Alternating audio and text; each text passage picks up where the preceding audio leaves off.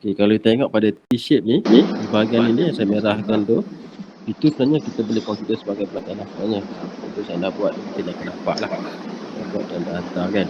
So untuk this case, apa yang kita perlu buat, first of all, kita determine dulu dia punya how many components that we have in our object. Okay.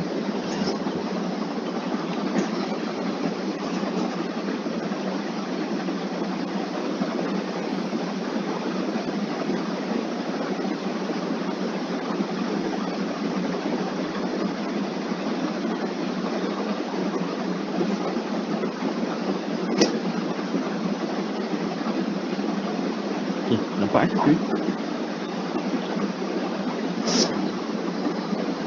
Nampak. Right. Okay, so how many components? Okay, apa yang kita perlu buat adalah kita tentukanlah sendiri mana komponen yang kita nak ambil. So kalau saya actually banyak komponen yang boleh pecahkan tu.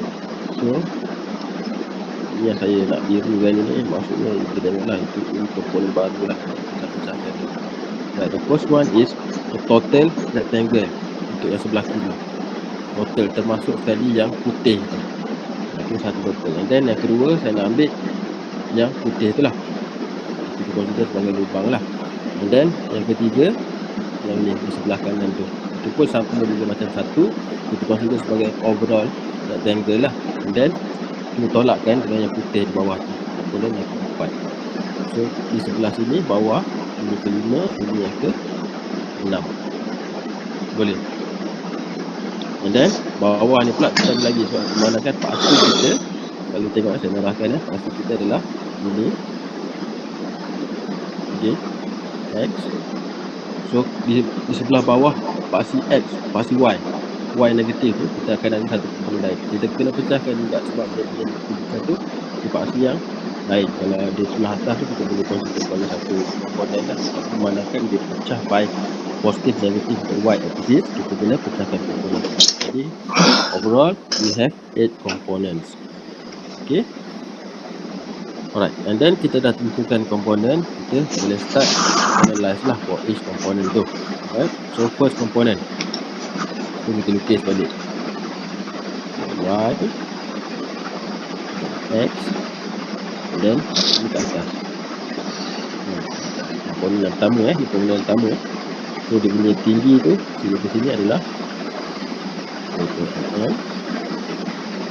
Sini ke sini adalah 20 juga. Dan sini ke sini adalah 30 mm. Okay. Alright. So before we start, so kita nak cari X bar dan juga Y bar untuk setiap komponen. Okay, untuk X bar, kalau you tengok kepada dia punya paksi tu, paksi X tu, dia berada di tengah-tengah kita punya objek pada paksi X. Betul tak? Specifically, kita punya point tu nanti, dia akan berada di mana? Dia akan berada dia sepanjang Y lah, maksudnya X tu di tengah-tengah dia kan. Maksud kemungkinan sini center tu berada ke atas ni, macam bulat. Sini, ke sini, kat mana-mana di sepanjang Y. Tetapi untuk X of course lah, sebab dia centroid. Untuk pasti X tu memang dia dah tengah-tengah dia kat situ. Sebab kalau you tengok tu, dia macam seolah objek kita ni mirror lah. Mirror kan. Kita boleh maksudnya kiri dan kanan sama. That's why the X bar tu adalah kosong. So you tak perlu kira dah. Kalau you kira pun sama juga. You akan dapat value tu. Bila last kali nanti tu, you akan dapat kosong juga. Faham tak maksud saya? Faham sih. Alright. So we only need to calculate for Y bar saja. So untuk Y bar, kita biasalah kita nak cari titik tengah pada paksi Y. So titik tengah dia di mana? Di sini. Betul tak? So ini Y bar. Okay. Equal to berapa? Y bar tu adalah 20 divide by 2 plus 20 mm. Nampaklah kita tahu nama unit dengan M. So yang akan dapat 30 mm. So 30 mm ni berada di sebelah atas kan. So koordinat tu positif 30 mm. Dia akan and then area dia adalah 30 darab 20 which is 600 mm squared. Okay, kita perlu calculate start tu. And then komponen yang kedua. So komponen yang kedua. So untuk komponen yang kedua, kita perlu letak tolak kat sini Kenapa? Sebab dia lubang. Dua-dua ni dia lubang kan. So kita kena tolak. Dia bukan one of solid yang kita ada dalam kita punya objek kita tu ataupun kita punya bentuk. Okay. So tolak yang kedua. Kedua dia punya kedudukan dia, kalau kita draw balik lah dia punya kedudukan objek tu ada di sini. Okay, ni nombor 2 tu. So paksi tu ini dia punya y bar. X tu tak apa, memang dia akan jadi kosong. Saya kira kita untuk y bar saja. So y bar equal to, kalau tengok tinggi dia dah 10. Tinggi ni tinggi ni 10. And then sini ke sini adalah 20 mm. So 10 bahagi 2 tambah 20. So yang akan dapat 25 mm. Itu y bar dia. Okay.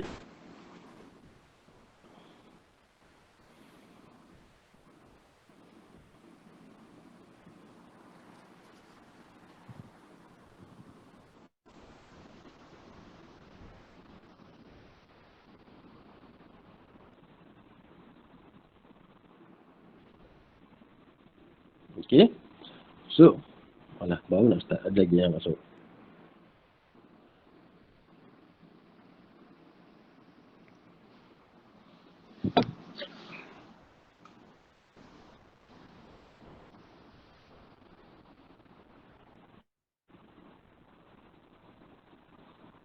Okay.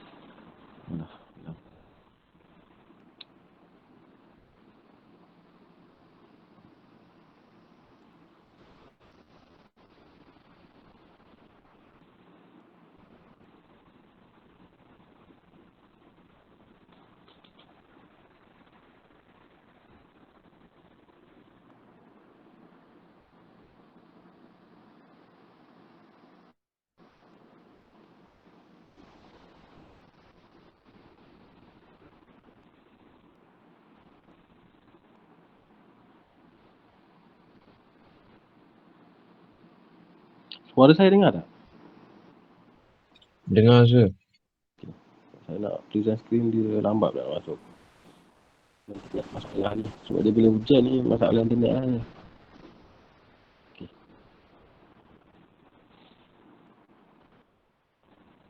Nampak Alright. So saya continue lah. So area dia adalah 10 darab 20 mm equal to 200 mm square. So ini benda-benda yang perlu ada lah dalam kita punya lesson yang mana kita akan gunakan nanti untuk kita masukkan dalam kita punya table. Okay. And then seterusnya komponen yang ketiga.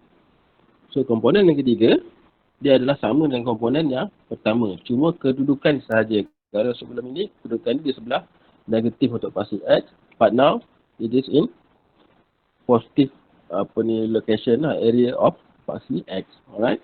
So tak perlu kira. Terus ambil je nilai tu. X tu positif, Y pun positif di sebelah atas. So nilai Y bar dia adalah sama. 30 mm. Untuk nombor 3 punya. And then the area also same juga. 600 mm square. Faham tak? Untuk X tak perlu sebab X tu memang kita tahu. Kita kira pun, walaupun kita kira, kita nampak kepada gambar rajah ni, kita nampak soalan dia ada X bar tu kan. Yang kecil punya lah X bar kecil. Tapi untuk keseluruhan nanti, bila tambah tolak, dia akan jadi kosong juga. So that's why tak perlu buang masa untuk kira. Okay, kita terus kira untuk Y bar saja. Okay, itu komponen yang ketiga. Dan komponen yang keempat, dia adalah sama dengan komponen yang kedua. Tapi dia berada di sebelah kanan paksi X. And then, tak apalah. X juga, since kita tak ambil kira untuk paksi X, kita hanya ambil kira untuk paksi Y. So, maksudnya Y pun dia berada di positive side juga di sebelah atas. Jadi, Y bar dia is equal to 25 mm. And then, area dia adalah 200 mm square. And then, remember, this one you need to put negative. Because Y itu adalah bukan komponen yang, bukan komponen, maksudnya dia bukan solid object. Dia ada lubang. So, untuk yang item nombor 3 tadi tu, komponen nombor 3 kita kena letak tambah. Okay. Tambah kenapa? Yang tu kita punya solid object lah. So, kita tambah. Yang ketiga. Alright. And then komponen yang 5. Ke 5, tambahlah. Dan ini komponen yang baru, so kita lukislah. Kita lukis paksi dia. Y, X, dan kita ada di sini. So tinggi dia adalah 20 mm. Ini adalah 5 mm. Okey. So Y bar dia adalah 20 bahagi 2 terus. So akan dapat 10 mm.